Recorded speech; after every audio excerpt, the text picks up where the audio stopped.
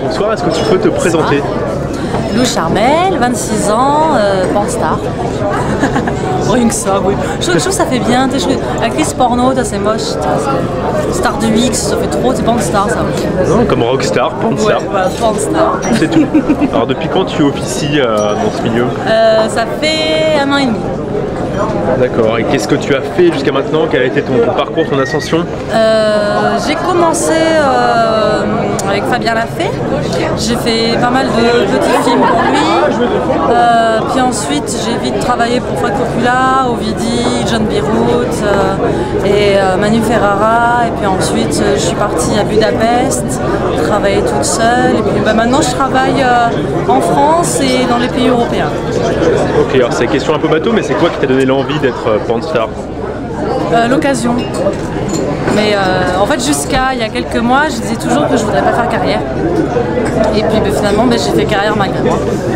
Mais en fait, j'ai essayé une fois parce que j'ai rencontré Fabien Lafay sur un salon érotique qui m'a proposé de faire ma première scène X. Et jusqu'à présent, l'idée m'avait jamais effleuré, mais je me suis dit, tiens, pourquoi pas, ça peut être rigolo, ma curiosité a été piquée, je me suis dit alors. Et en fait, j'ai fait ma première scène, je me suis dit, c'est fun. Ça fait du bien, ça m'a permis de gagner du fric quand même, de mettre du beurre dans les épinards, donc je continue.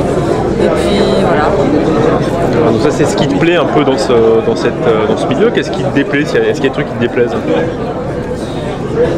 Des choses qui me déplaisent, mais tout comme dans n'importe quel autre milieu, dans n'importe quel petit milieu. À partir du moment où le milieu n'est pas bien grand, il y a toujours des gros requins qui veulent bouffer les petits poissons, et voilà quoi. Mais que ce soit dans le milieu du porno, de la musique ou n'importe quel petit milieu, je pense que c'est pareil. D'accord. Et quel regard tu portes sur le retour des outdoors? Tu crois que c'est une bonne chose? Tu crois que ça va redorer le blason des films un peu scénarisés traditionnels? Oui.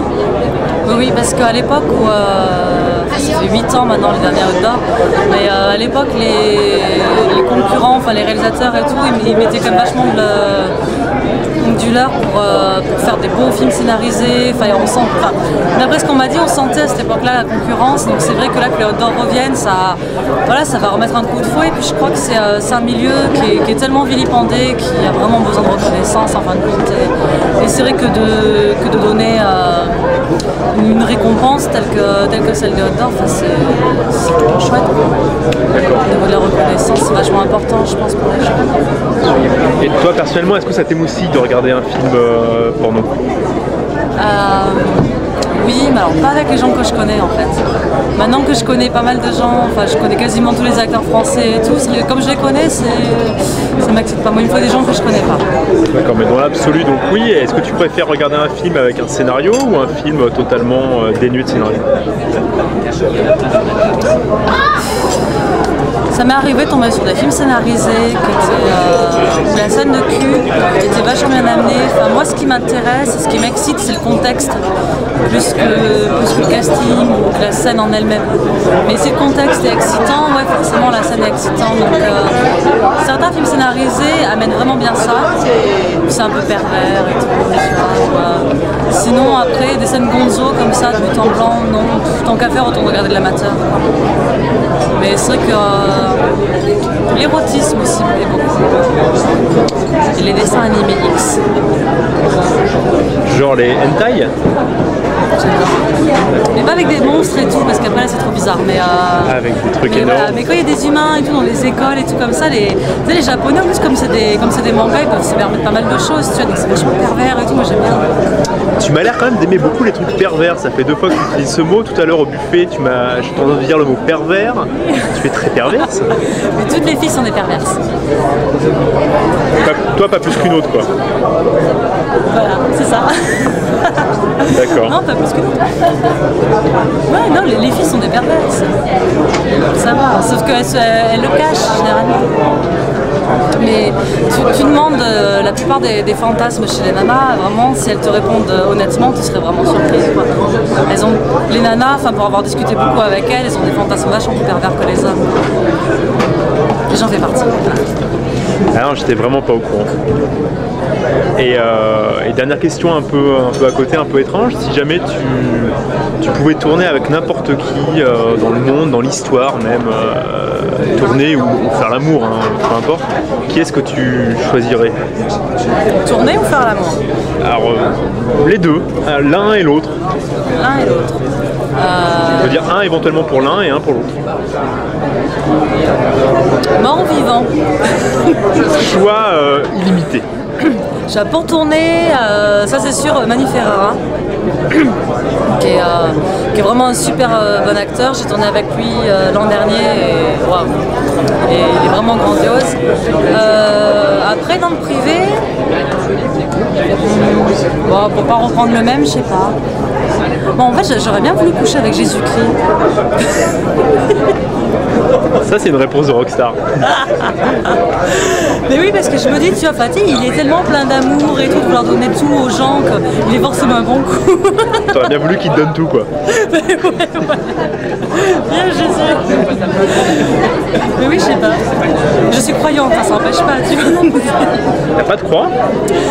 Ben, j'ai pas de croix parce que j'estime que j'ai pas à arborer ma croix dans le contexte porno. D'accord, mais dans le privé, t'as une croix. Oui. D'accord. Et dernière question, c'est quoi un bon ardeur? Qu'est-ce qu'il doit faire? Qu'est-ce qu'il doit ne pas faire pour te donner, si tu en prends, pour donner du plaisir sur le plateau?